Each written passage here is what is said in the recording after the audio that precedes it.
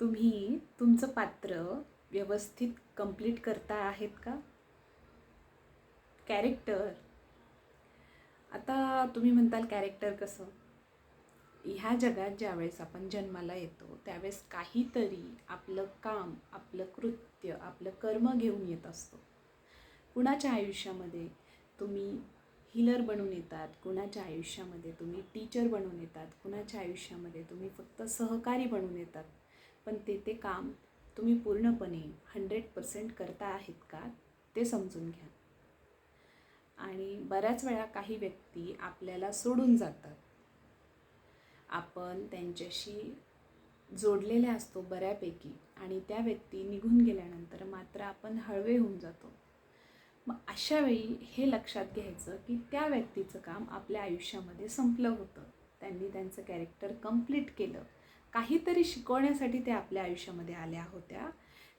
त्यांचं character complete केलं. त्यांनी त्यांची शिकवणूक जी होती, त्यांची जी टीचिंग होती ती त्यांनी कंप्लीट केली. त्यांचं कृत्य कंप्लीट केलं, कर्म कंप्लीट केलं आणि ते ह्या पात्रामधून, ह्या नाटकामधून बाहेर पडले. पण त्यानंतर ह्या आयुष्यामध्ये तुम्ही तुमचं काम कंप्लीट केलं आहे का?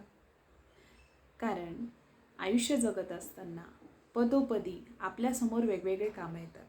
आपल्याकडे चॉईसेस असतात की ते काम आपण करायचं की नाही करायचं.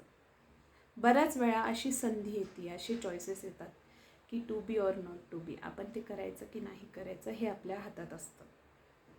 मग भगवंत आपल्याला देतो काहीतरी सिंक्रॉनिसिटी की हे तुमचं काम आहे, पण आपण ते किती % करतो, त्यामध्ये 100% देतो का हे आपल्याला माहीत असतं.